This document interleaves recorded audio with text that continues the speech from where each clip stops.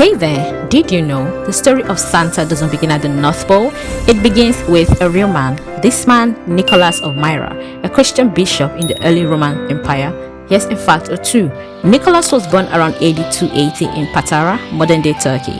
His parents were wealthy, devout Christians. Unfortunately, tragedy struck and he lost both of them early to an illness that spread through the region. That left him a lot of inheritance and he became rich.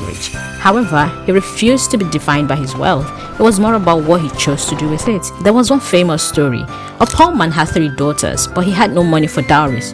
No dowry meant no marriage, and no marriage meant no protection for his girls. So what did Nicholas do? Legend says he tossed bags of gold through the family's window. Some accounts say he dropped them down the chimney, and in one version, the bag landed inside a stocking left to dry by the fire. Sound familiar? Eventually, Nicholas became a bishop. Unfortunately, he lived his days and died on December 6th around AD 343, and Christians kept his legacy alive. Every year during his feast, people began practicing anonymous kindness, secret gifts left quietly, the way Nicholas used to give. As Christianity spread across Europe, Nicholas traveled too. Each culture, let's say, reshaped him. His name also got influenced by language. In Dutch, he was pronounced Nicholas at first until the tongue became too lazy to pronounce the N. So he became Santa Claus.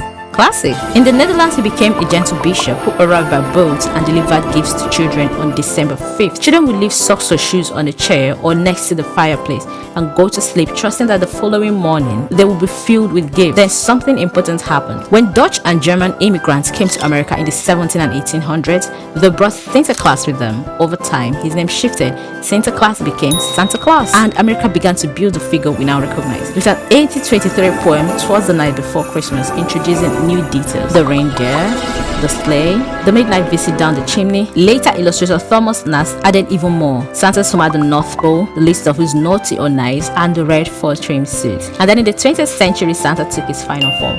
What happened?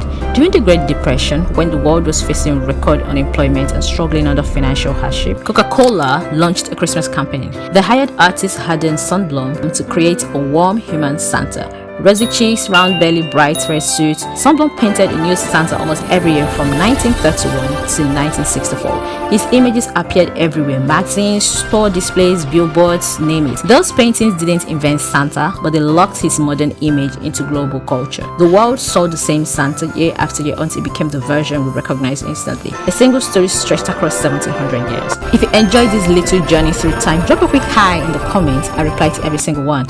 Hit subscribe and stick around. We're just getting started with Christmas stories you never knew you needed. Like the video if you learned something new. The algorithm really loves that. See you in the next one. Merry Christmas!